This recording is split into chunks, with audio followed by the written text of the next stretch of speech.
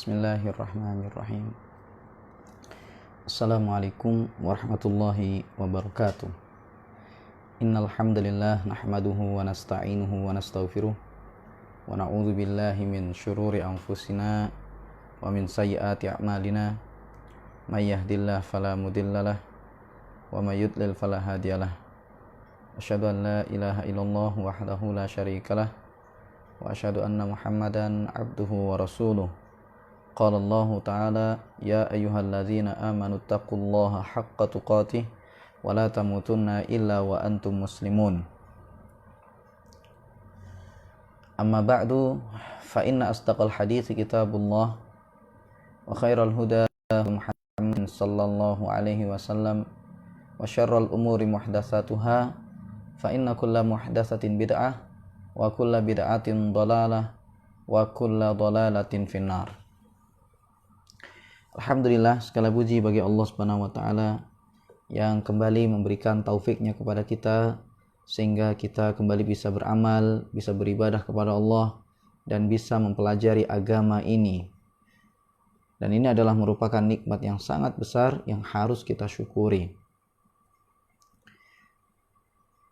Kembali kita lanjutkan jemaah sekalian, yakni pembahasan kita kitab Al-Adabul Mufrad karya Al-Imam Al-Bukhari rahimahullah, yang mana kitab ini berisi hadis-hadis yang berkaitan dengan adab atau etika. Dan di kesempatan sebelumnya, jemaah sekalian, kita telah membahas tentang husnul milkah. Ini pada bab yang ke-82, babun husnul milkati. Dan ini telah kita jelaskan ya beberapa hadis di dalamnya. Dan husnul milkah ini maksudnya adalah perlakuan baik ya, atau bersikap yang baik terhadap budak. Telah kita sebutkan beberapa hadis, yaitu hadis yang ke-156 ya, telah kita sebutkan itu. Kemudian yang berikutnya yaitu adalah hadis yang ke-157 ya. 157 telah kita bahas juga. Kemudian hadis yang ke-158 itu juga sudah kita bahas. Kemudian di kesempatan ini kita masuk pada bab baru, yaitu babun su'ul milkati. Ya, pada bab yang ke-83, bab pembahasan tentang perlakuan buruk terhadap budak ya. Jadi setelah kita membahas tentang perlakuan baik terhadap budak ya, maka kita bahas sekarang di sini tentang perlakuan buruk terhadap budak. Nah, jadi jemaah sekalian, kita di sini mengetahui tentang mana yang baik dan mana yang buruk tidak lain adalah kita mempelajari yang baik itu supaya kita bisa melaksanakannya. Kemudian kita mencari atau mempelajari tentang hal-hal yang buruk-buruk agar supaya kita menjauhinya dan tidak melakukannya. Ya. Maka Imam Al-Bukhari rahimahullah di sini menyampaikan bab ya tentang perlakuan buruk terhadap budak, dan tentunya di situ adalah agar supaya kita menjauhi perbuatan tersebut. Nah, pada hadis yang ke-159 ya, pada hadis yang ke-159 Al-Imam Al-Bukhari rahimahullah beliau mengatakan haddatsana Abdullah ibnu Saleh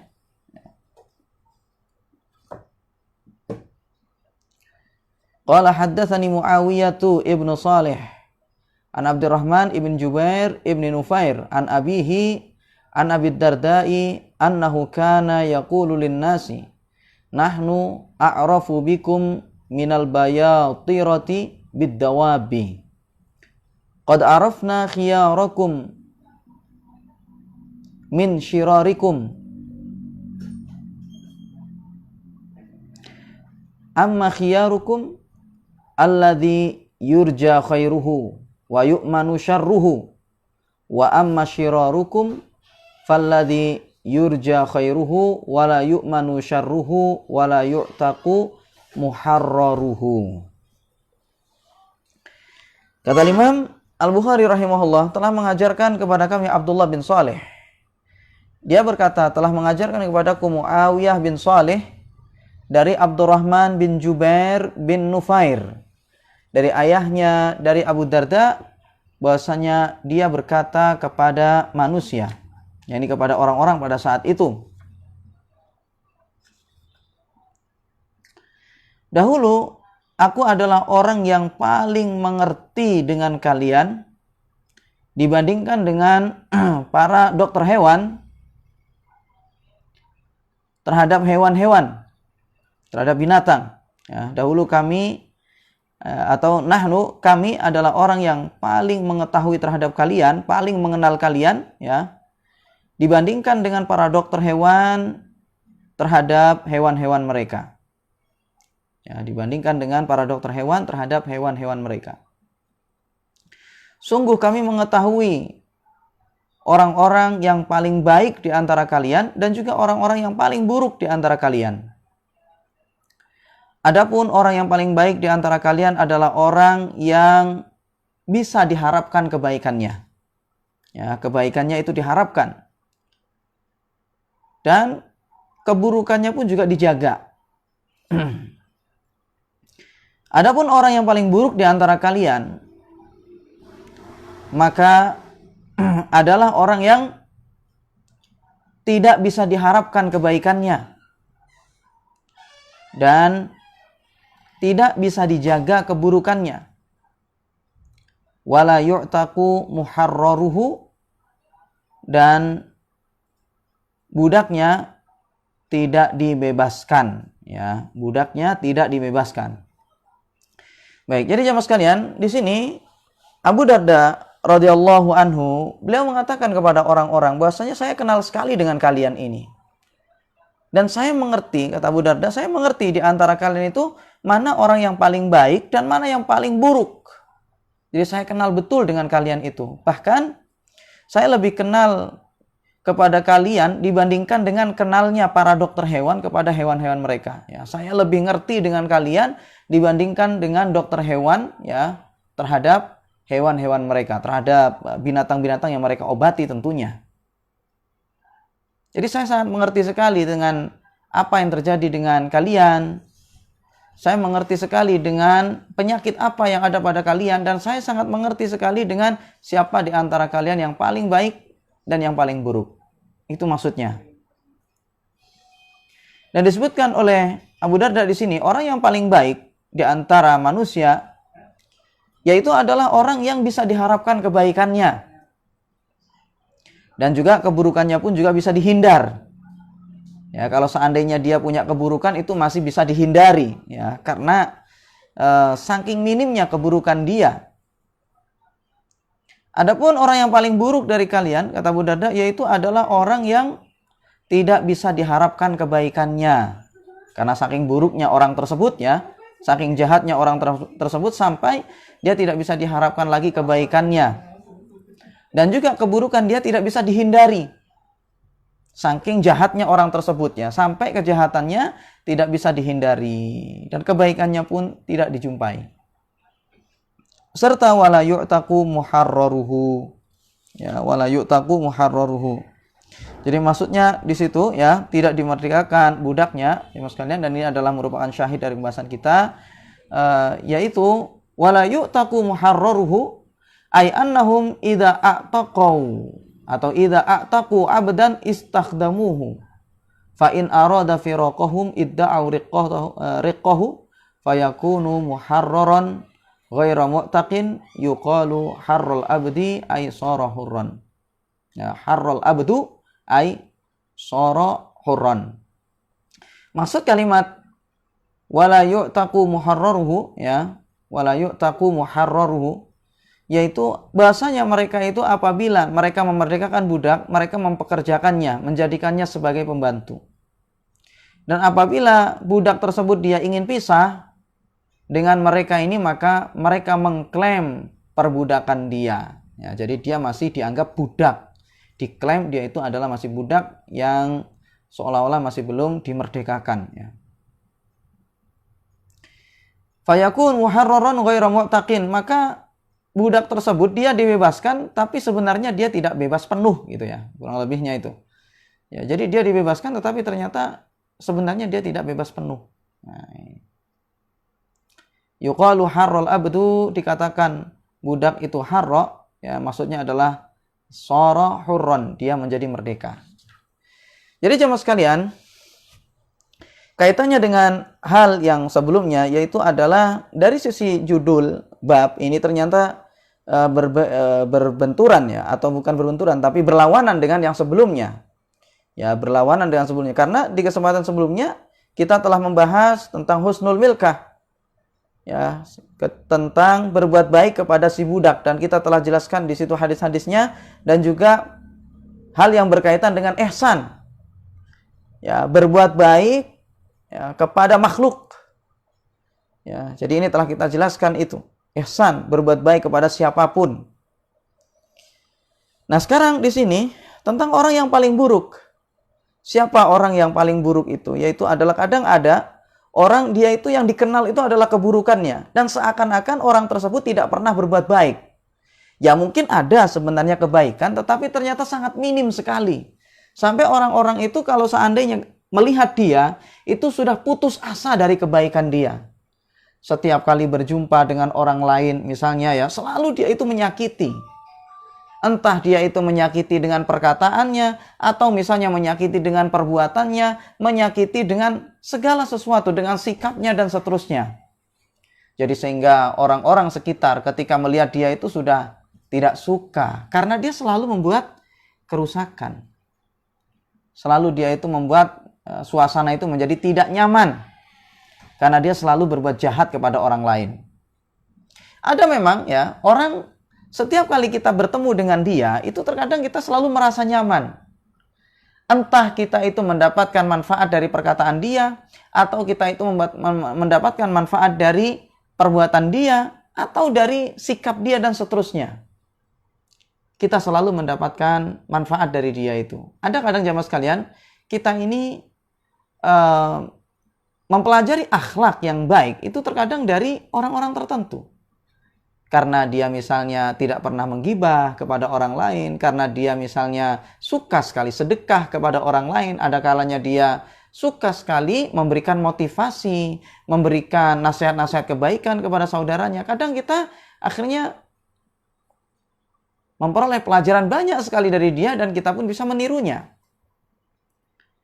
Makanya dahulu banyak sekali ya para murid itu mereka mengambil pelajaran banyak sekali dari gurunya. Seperti misalnya muridnya Imam Ahmad rahimahullah, ya murid-murid beliau itu mengambil pelajaran tentang akhlak itu dari Imam Ahmad.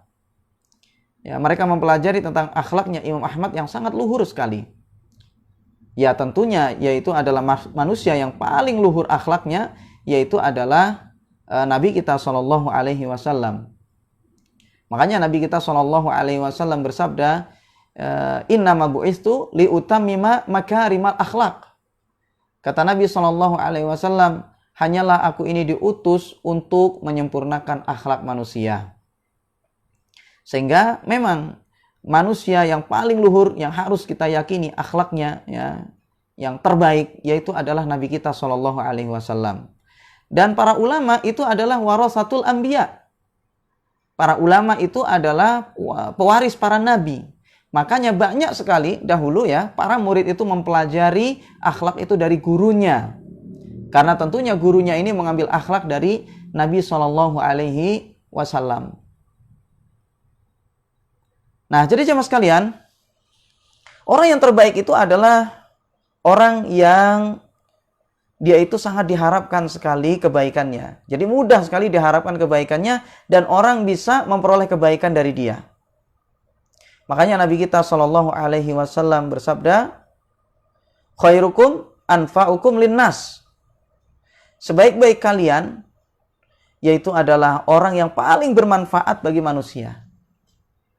Entah nanti di situ dia memberikan manfaat kepada manusia, seperti tadi dengan perkataan dia, memberikan manfaat misalnya dengan harta dia misalnya, memperoleh manfaat yaitu dengan kedudukan dia misalnya.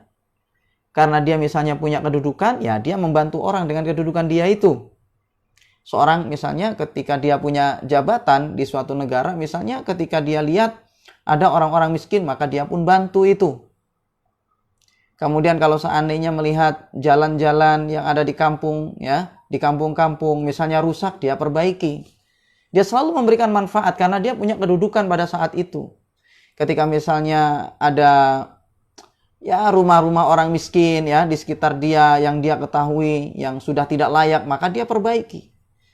Nah ini. Jadi ini adalah orang yang selalu memberikan manfaat kepada manusia, dan ini adalah termasuk manusia yang terbaik. Khairukum anfa'ukum linnas. Sebaik-baik manusia, sebaik-baik kalian, yaitu adalah orang yang paling bermanfaat bagi manusia. Entah nanti di situ juga memberikan manfaat kepada manusia dengan ilmunya. Dan ini tentunya sangat utama sekali. Sangat mulia sekali dibandingkan dengan manfaat-manfaat yang lain, yaitu adalah memberikan ilmu kepada manusia. Ini dan seterusnya jemaah sekalian, ya kadang juga dengan harta misalnya, ya memberikan manfaat dengan hartanya. Nah, ini juga luar biasa sekali. Jadi inilah orang yang terbaik. Ketika dia itu selalu memberikan hal yang bermanfaat bagi manusia. Makanya juga kita bahkan kepada hewan, ya mas sekalian, itu pun juga hendaknya kita memberikan manfaat kepada mereka ini. Makanya dalam hadis Nabi kita SAW bersabda, pada setiap hati yang masih basah, yakni maksudnya adalah pada setiap makhluk yang memiliki nyawa, makhluk yang hidup, itu ajrun, ya, padanya itu ada pahala. Ya. Fi kulli dzikabidin rotbatin ajrun. Ya, pada setiap hati yang masih basah, yaitu maksudnya adalah pada setiap makhluk yang masih hidup, itu ada kesempatan untuk memperoleh pahala. Jadi kita ini jemaah sekalian, misalnya ya, misal kita ini ketika melihat hewan-hewan yang tidak mengganggu misalnya ya, dia lagi kehausan, misalnya lagi kelaparan, kemudian kita bantu, maka itu ada pahalanya. Ada burung misalnya ya, kelihatan dia kelaparan, kita kasih makan misalnya, ya, maka ini berpahala di sisi Allah Subhanahu wa taala. Makanya kalau seandainya kita menanam tanaman saja, misalnya ya, kita menanam tanaman, kemudian misalnya diambil oleh makhluk, entah itu misalnya hewan, burung, apa segala macam, maka itu akan bernilai sedekah. Ketika misalnya kita nanam pohon ya, kemudian habis itu pohon itu berbuah, kemudian ada hewan yang memakan buahnya tersebut, mereka memperoleh manfaat dengan itu, maka kita memperoleh pahala itu. Meskipun yang memakannya itu adalah hewan. Jadi jemaah sekalian, kita bisa meraih pahala dari itu semua ya, bahkan dari hewan sekalipun. Kita bisa meraih pahala kalau kita melakukan ihsan kepada mereka. Bukankah di situ ada orang yang masuk atau diampuni semua dosa-dosanya cuma gara-gara ngasih minum seekor anjing? Ya, dan seterusnya. Nah, jadi kita hendaknya seperti itulah ya, menjadi orang yang selalu bermanfaat bagi manusia dan juga bagi makhluk. Ya, agar kita ini menjadi orang yang terbaik ya. Dan kita kadang jumpai seperti itu ya. Ketika kita berjumpa dengan orang-orang tertentu, kadang kita jumpai dia itu selalu memberikan kedamaian ya. Artinya menyejukkan hati. Membuat kita itu merasa damai, merasa tentram ya ketika bersama dengan dia ya, menjadi penyejuk pandangan ya, dengan tutur kata dia, akhlak dia dan seterusnya. Kadang kita jumpai orang-orang yang semacam itu.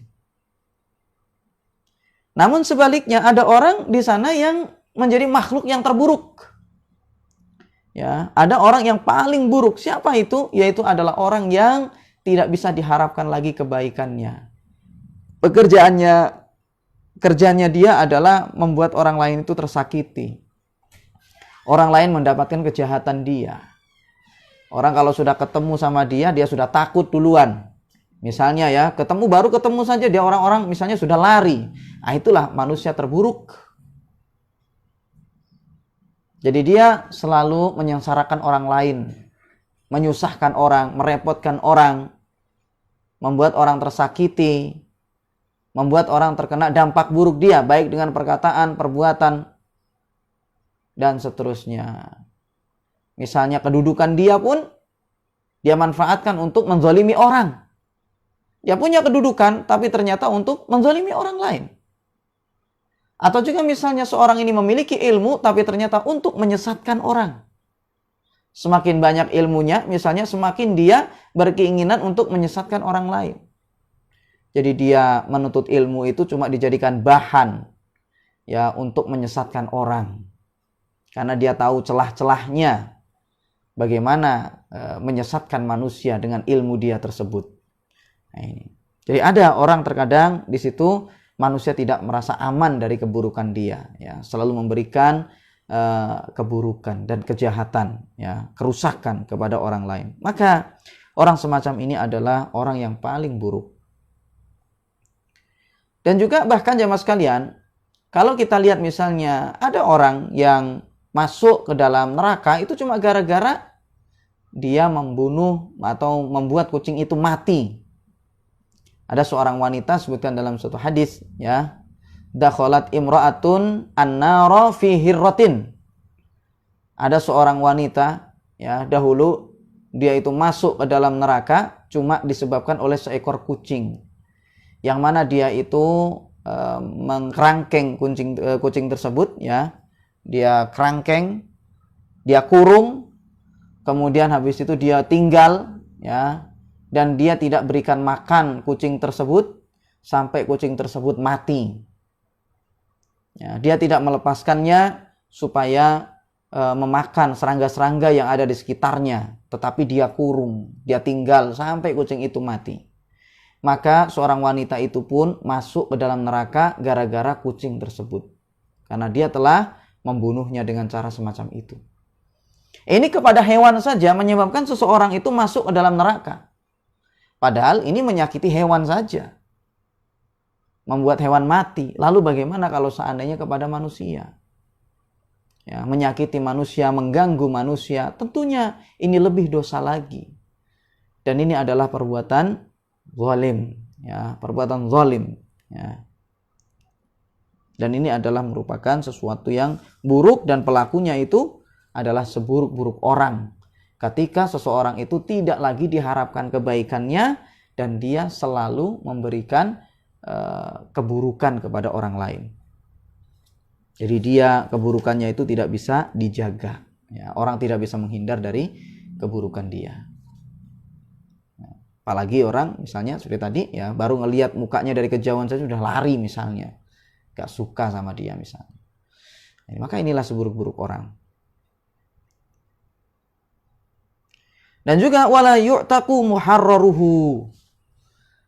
Ketika dia punya budak misalnya, dia merdekakan, tetapi ternyata dia menjadikan seorang budak ini atau mantan budaknya dia itu sebagai pembantu dia dan tidak dia bolehkan untuk pisah. Padahal kalau seandainya budak itu sudah dimerdekakan, maka dia boleh, dia misalnya mengabdi kepada tuannya, majikannya ini, kalau seandainya dia sebagai bentuk terima kasih dan seterusnya, dia mengabdi kepada tuannya itu sebagai pelayan, sebagai pembantunya, dan boleh bagi dia itu untuk meninggalkan majikannya tersebut untuk hidup sendirian misalnya. Dia mencari makan sendiri, mencari harta sendiri untuk dirinya. Dia ingin memiliki kehidupan baru, boleh bagi dia. Tetapi orang ini, ya, majikan yang satu ini, ternyata dia ketika sudah memerdekakan budak ini, tapi dia menjadikan budak itu pembantu dan tidak boleh bagi si budak ini untuk pergi meninggalkan majikannya tersebut. Dia terus harus membantu tuannya itu, padahal sudah dimerdekakan.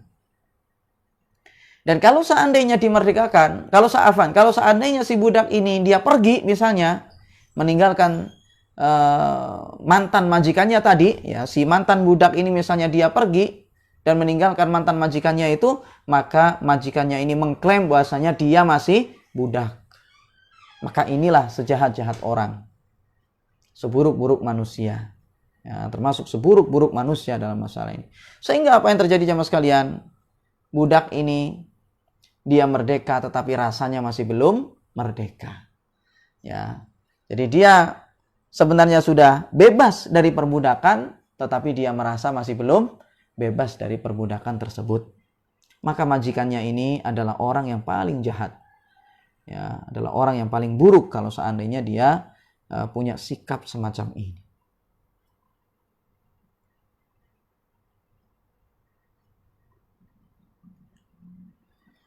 Baik, kemudian hadis berikutnya, jemaah sekalian. Jadi ingat bahwasanya kita punya budak, ya tentunya kita harus berikan hak-hak mereka dan kita harus perlakukan mereka itu dengan baik. Ya, harus kita perlakukan mereka itu dengan baik. Kalau seandainya dia sudah dimerdekakan, ya sudah kita kasih haknya dia. Ya, kalau kita sudah merdekakan dia, ya maka kita kasih haknya dia. Boleh, kita persilakan bagi dia itu untuk meninggalkan kita, ya, atau majikannya.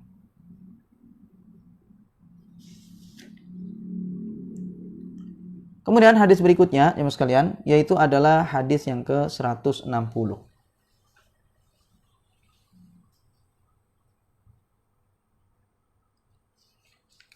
Pada hadis yang ke-160 ini, Al-Imam Al-Bukhari rahimahullah mengatakan, haddatsana Isam ibnu Khalidin qala haddatsana Huraizu ibnu Utsman an ibni Hani'in an Abi Umamata sami'tuhu yaqul al-kanudu alladhi yamna'u rifdahu wa yanzilu wahdahu wa yadribu abdahu.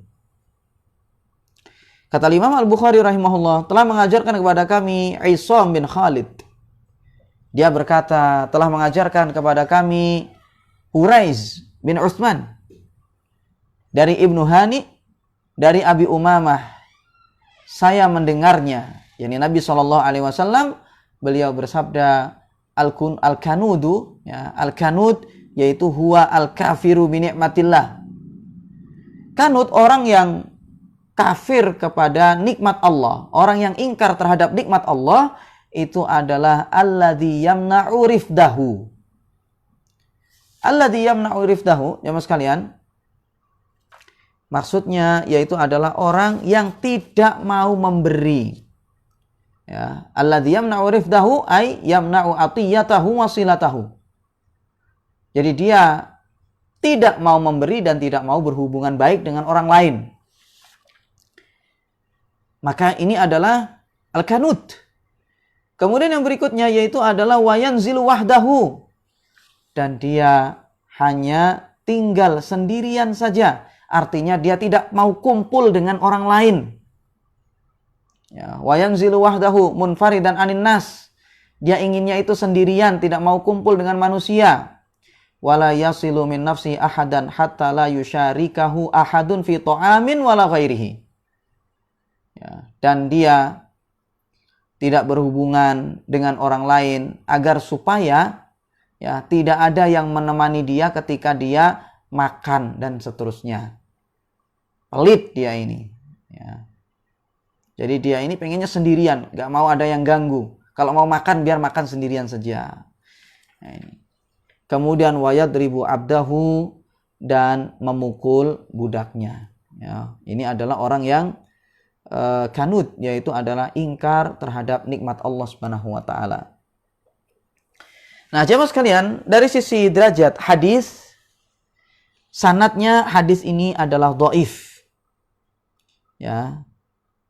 Jadi di sini disebutkan di sini hadzal isnadu dhaifun, sanadnya hadis ini adalah dhaif. Wa qad ruwiya hadzal haditsu bi isnadin wahin jiddan marfu'an. Diriwayatkanlah hadis ini, ya. Hadis ini diriwayatkan dengan sanad yang lemah sekali, ya, marfu'an, ya, bila disandarkan kepada Nabi SAW. Jadi sanad yang marfu' kepada Nabi SAW tentang hadis ini, maka derajatnya sangat dhaif, ya. Kenapa demikian? Dikarenakan Ibnu Hani namanya adalah Hamzah, ya, ismu Hamzah, Ibnu Hani namanya adalah Hamzah, wa huwa majhulun la yu'rafu. Dia itu adalah seorang perawi yang majhul, tidak dikenal. Sehingga derajat hadis ini, ya, derajat hadis ini adalah dhaif. Namun jemaah sekalian, isi yang terkandung dalam hadis ini maka benar. Termasuk orang yang ingkar kepada nikmat Allah Subhanahu wa taala, yaitu adalah orang yang tidak mau memberi, hidupnya pengen sendirian, pengen menguasai hartanya sendiri dan tidak mau berbagi, serta dia memukul budaknya. Apa sih yang dimaksud dengan syukur itu? Syukur terhadap nikmat Allah Subhanahu wa taala. Para ulama definisikan bahwasanya syukur adalah an yakuna bi ta'atil mun'im. Syukur itu ya, bersyukur itu adalah mentaati si pemberi nikmat, yaitu adalah Allah Subhanahu wa taala. Ya, an yakuna bi ta'atil mun'im, mentaati Allah Subhanahu wa taala. Ini adalah syukur. Dan bukan dikatakan orang yang syukur terhadap nikmat Allah kalau seandainya dia tidak mau berbagi.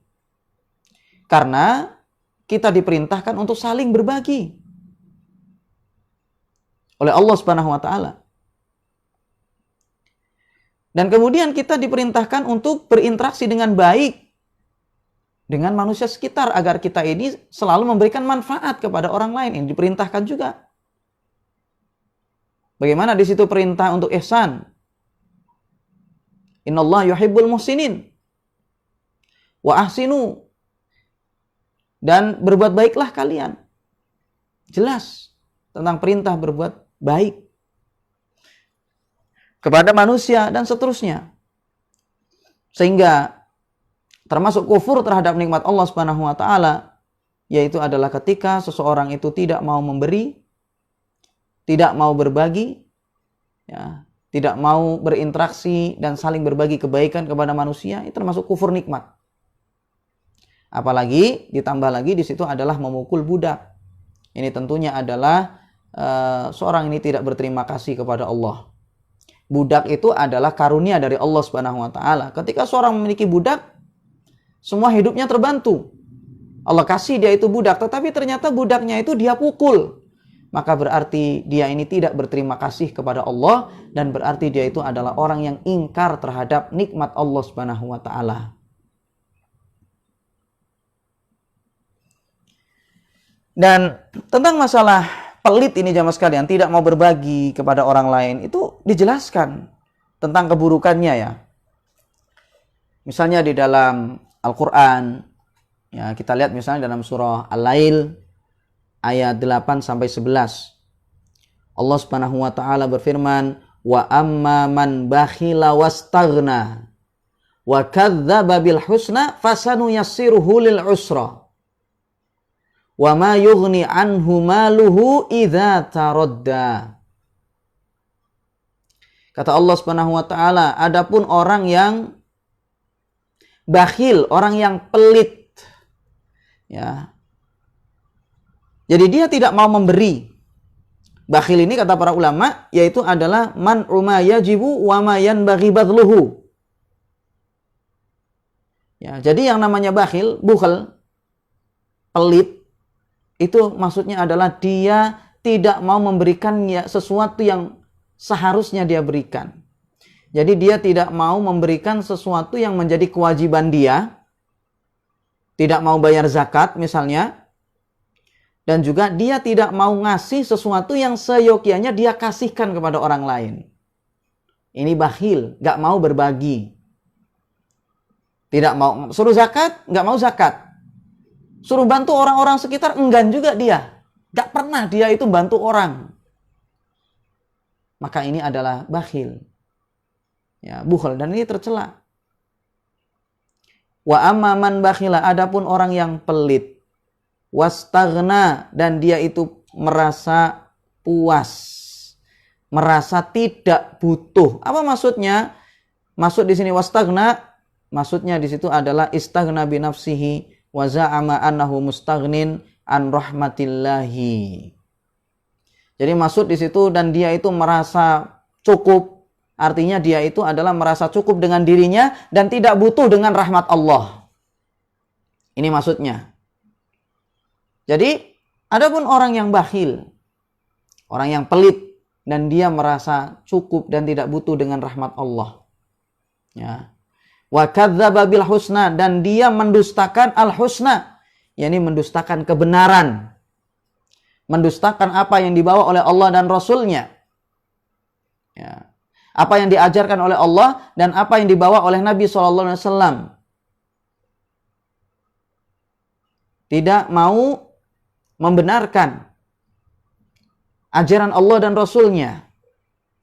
fasanuyassiruhu lil usra, maka kami akan permudah dia untuk mendapatkan kesulitan. Wa ma yughni anhu maluhu idza taradda, dan tidak ada gunanya hartanya tersebut, yakni dari adab Allah Subhanahu wa taala, idza taradda, tatkala sudah habis. Ya, tatkala sudah habis, maka dia tidak ada gunanya hartanya tersebut meskipun dihabiskan. Nah, ini. Jadi jamaah sekalian ya, menunjukkan bahwasanya bakhil itu tercela sekali. Ya, kalau kita lihat dari ayat tadi itu, bagaimana di situ ancaman Allah Subhanahu wa taala bagi orang yang bakhil, tidak mau ngasih ya. Jadi wa amma man bakhila wastaghna wa kadzdzaba bil husna fasanuyassirhu lil usra, kata Allah. Orang yang bakhil kemudian dia merasa cukup dengan dirinya sendiri, tidak merasa butuh dengan rahmat Allah dan dia mendustakan kebenaran, maka kata Allah, kami akan permudah dia untuk mendapatkan kesulitan. Apa kata para ulama tentang mendapatkan kesulitan ini? Kata para ulama, wahiyya ma jaa kata para ulama, fala tashula alaihi ta'at. Tidak mudah bagi dia untuk melakukan ketaatan. Jadi dia akan selalu sulit untuk melakukan ketaatan tersebut. Yajidu ta'ati thaqilatan. Dia akan menjumpai ketaatan itu selalu terasa sulit. Contohnya, sholat sulit misalnya. Ketika dia mau sholat misalnya males sekali. Ya, dia misalnya mau sholat, berat rasanya itu. Mau sedekah apalagi. Berat, padahal dia banyak hartanya, kaya, tetapi dia selalu merasa kurang. Mau sedekah eman-eman terus. Apalagi sampai mengeluarkan zakat. Lebih berat lagi. Mau puasa, berat. Padahal dia sudah santai di rumahnya, yang bekerja, ya, yang mengurus pekerjaan dia adalah misalnya anak-anak buahnya. Tapi bagi dia untuk puasa, berat. Susah. Mau haji apalagi, biayanya banyak. Padahal dia adalah orang kaya misalnya, tapi berat bagi dia untuk melakukan itu. Jadi intinya dia itu mendapatkan kesulitan dalam segala hal. Disebabkan apa? Disebabkan dia telah pelit, tidak mau berbagi kepada orang lain. Dan orang yang pelit itu akan dipersulit semua urusannya. Orang yang pelit itu akan dipersusah oleh Allah semua urusan dia. Baik dia itu tidak mau mengeluarkan kewajiban atau memang dia tidak mau berbagi kepada orang. Ya, kalau makan sembunyi-sembunyi misalnya ya, takut ketahuan orang yang pelit. Maka orang semacam ini dia akan selalu susah hidupnya. Artinya dia selalu akan menghadapi kesulitan dan kesulitan. Dan ini memang ancaman dari Allah Subhanahu wa taala. Ya, bagi orang yang pelit tersebut, ya. Kemudian wa ma yughni anhu maluhu idza taradda. Dan kalau seandainya dia gunakan hartanya itu sampai habis, dia kan misalnya karena pelit ya, dia manfaatkan sendiri. Beli makanan, ya dia makan sendiri misalnya. Ya harta zakat dia tidak keluarkan, dia pakai sendiri misalnya. Jadi intinya dia habiskan hartanya tersebut. Maka ternyata wama yughni anhu maluhu idza taradda. Gak ada gunanya hartanya tersebut, tidak bisa menghindar dari azab Allah. Ketika dia sudah menghabiskan hartanya, dia sudah tidak punya apa-apa, maka ingat bahwasanya dia tidak akan bisa menghindar dari azab Allah Subhanahu wa taala. Percuma dia senang sementara saja dengan menghabiskan harta-hartanya tersebut. Dengan foya-foya misalnya menghabiskan hartanya sampai jatuh miskin. Ya, misalnya ini sampai jatuh miskin, tidak mau berbagi ke orang, tidak mau mengeluarkan zakat, maka gak ada gunanya habisnya hartanya itu sudah dari azab Allah Subhanahu wa taala. Meskipun dia sudah jatuh miskin. Ya. Dan kemudian lagi ada yang namanya syuh. Kalau syuh ini jamaah sekalian yaitu adalah tamak. Dan tamak ini juga itu mengantarkan kepada bakhil. Syuh itu ya maksudnya di situ adalah at-tam'u fi ma laisa indah. Dia itu tamak terhadap apa yang bukan menjadi milik dia. Dia pengen mendapatkan segala sesuatu yang ada di sekitar dia. Dan dia tidak pernah merasa puas ketika sudah mendapatkannya. Itu tamak. Dan kemudian habis itu tamak itu juga mengantarkan seseorang untuk tidak mau berbagi juga. Karena dia sangat cinta sama harta itu, ya, dia ingin semua harta yang ada di dunia ini dia kuasai, dan itu akan mendorong dia untuk tidak mau berbagi kepada orang lain. Itu namanya syuh. Dan itu lebih parah daripada sekedar bukhel, dari sekedar pelit biasa. Syuh ini. Hanya Allah Subhanahu wa taala berfirman dalam surah At-Taghabun ayat 16, kata Allah Subhanahu wa taala, "Wa may yuqa syuhha nafsihi faulaika humul muflihun." Kata Allah Subhanahu wa taala, dan siapapun yang diselamatkan dari sifat kikir, ya, siapapun yang diselamatkan dari sifat kikir, syuh, tamak tadi itu, faulaika humul muflihun, maka mereka itu adalah orang-orang yang muflihun, ya, yaitu adalah orang-orang yang beruntung, ya, orang yang meraih kemenangan. Ini orang yang diselamatkan dari syuh, ya, kikir terhadap dirinya sendiri. Makanya Nabi kita SAW juga bersabda dalam hadis dari Jabir radhiyallahu anhu, bahasanya Rasulullah SAW bersabda, "Ittaqudz zulma fa inna zulma zulumatun yaumal qiyamah wattaqu syuhha fa inna syuhha ahlaka man kana qablakum hamalahum ala an safaku dima'ahum wastahallu maharimahum." Kata Nabi SAW dalam hadis yang diriwayatkan oleh Imam Muslim,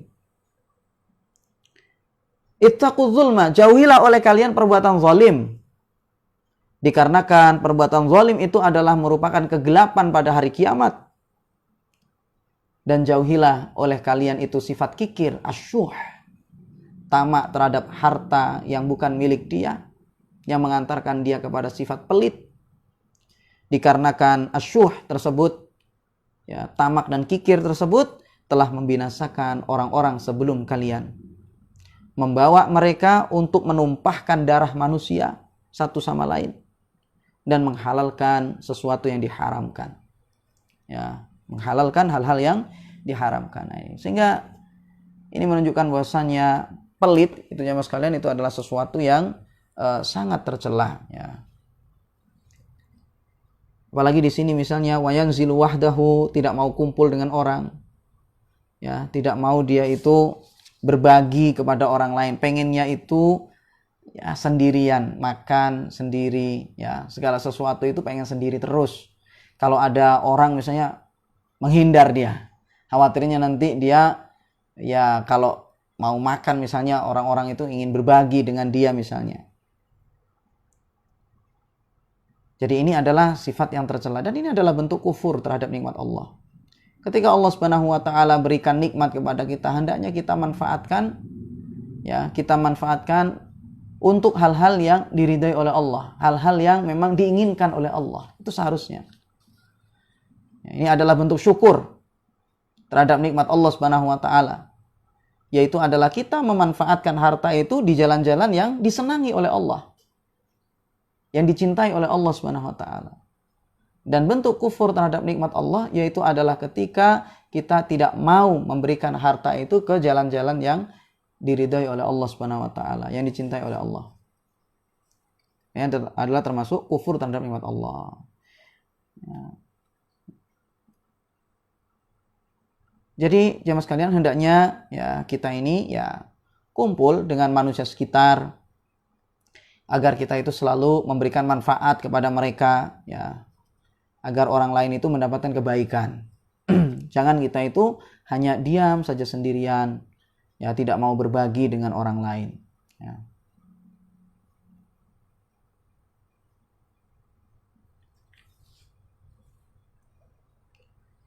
Kemudian juga kalau kita lihat dalam Al-Quran, dalam surah Ad-Duha ayat 11 misalnya, Allah Subhanahu wa taala berfirman, "Wa amma bi ni'mati rabbika fahaddits." Adapun nikmat Rabbmu, maka ceritakanlah. Jadi hendaknya nikmat yang Allah berikan kepada kita ini, itu hendaknya ada bekasnya. Ya, hendaknya itu ada bekasnya. Jadi berupa apa bekasnya itu? Ya, entah kita pakai misalnya, atau kita sedekahkan. atau kita manfaatkan ya untuk jalan hal-hal yang di jalan-jalan yang diridhai oleh Allah sebagai bentuk syukur kepada Allah Subhanahu wa taala.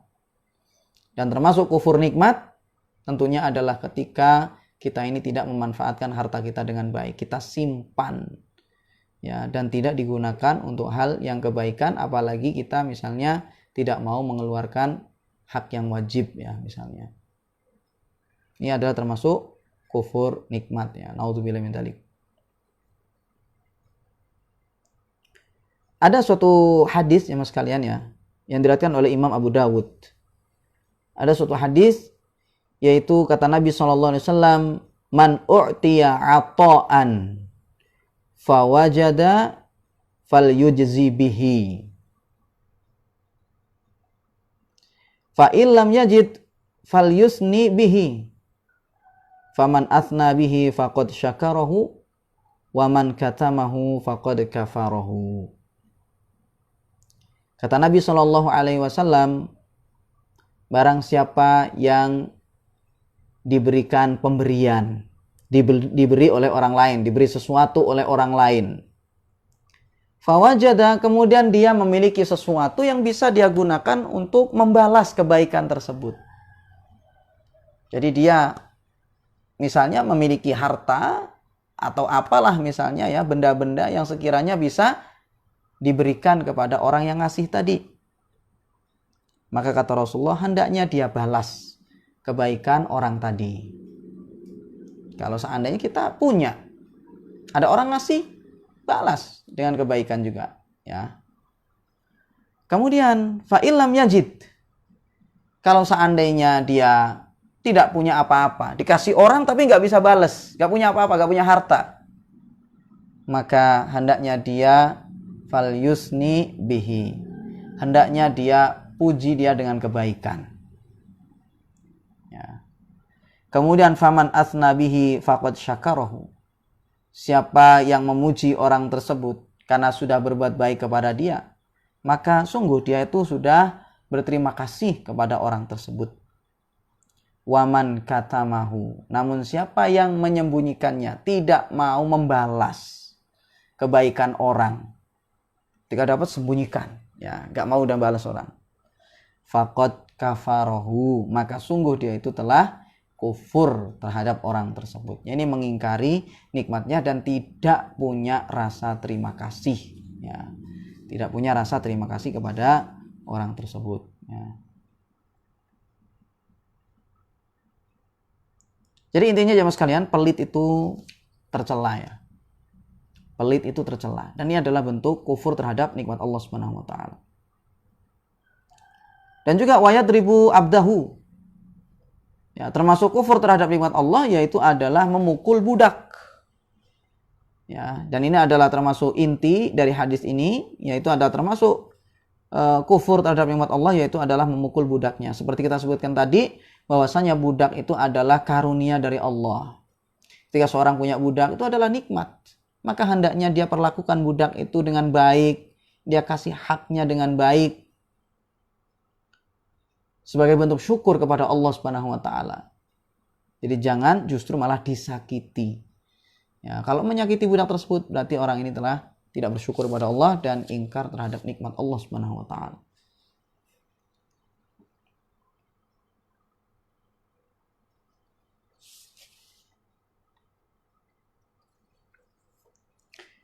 Kemudian hadis berikutnya, jemaah sekalian, yaitu adalah hadis yang ke-161. Berkata Al-Imam Al-Bukhari rahimahullah, hadis tadi derajatnya dhaif ya, kita jelaskan lagi. Hadis yang 160 tadi, ingat derajat hadisnya itu adalah dhaif, tetapi telah kita sebutkan bahwasanya maknanya itu benar berdasarkan dalil-dalil yang sahih ya. Baik dari Al-Qur'an maupun hadis-hadis Nabi sallallahu alaihi wasallam. Jadi benar dari sisi maknanya, meskipun sanadnya dhaif. Kemudian hadis yang berikutnya yaitu adalah hadis yang ke-161.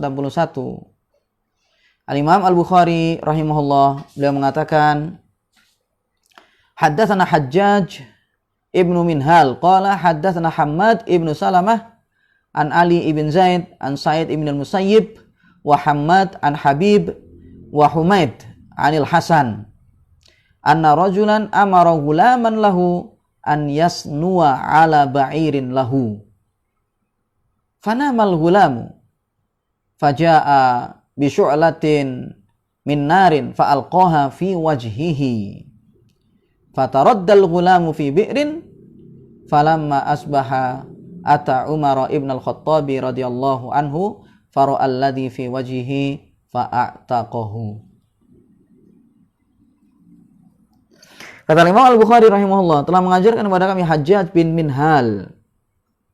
Dia berkata telah mengajarkan kepada kami Hammad bin Salamah dari Ali bin Zaid, dari Sa'id bin Musayyib, dan Hammad dari Habib dan Humaid dari Al-Hasan. Dari Sa'id bin Musayyib dan Hammad dari Habib dan Humaid dari Hasan. Jadi maksudnya di sini Hasan yaitu adalah Hasan Al-Basri.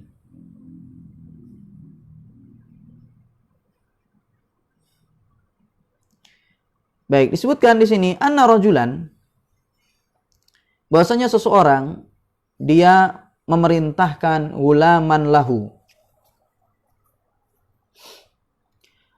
Seseorang dia memerintahkan budaknya. Ya.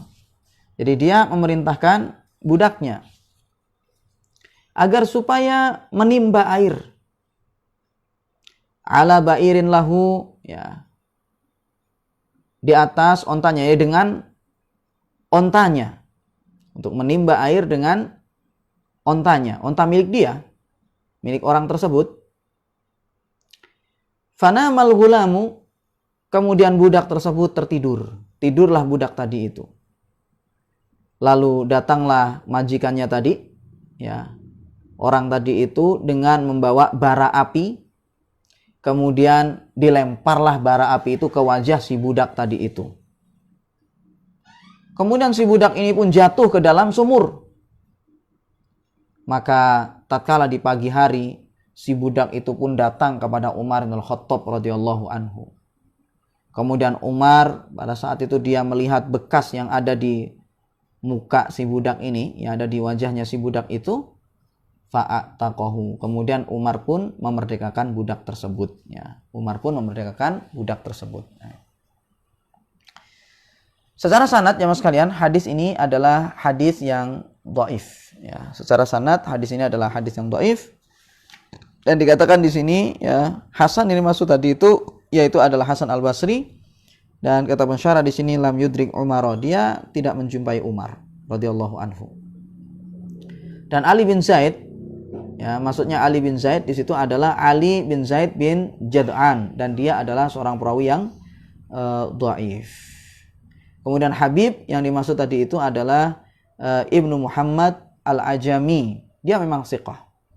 Tetapi Humaid, ya, Humaid itu adalah yang dimaksud dengan Humaid adalah Ibnu Ahmad At-Tawil, dia thiqatun kana yudallisu, ya. Jadi dia itu thiqah, terpercaya, tetapi dia adalah perawi yang mudallis, ya, menyembunyikan perawi.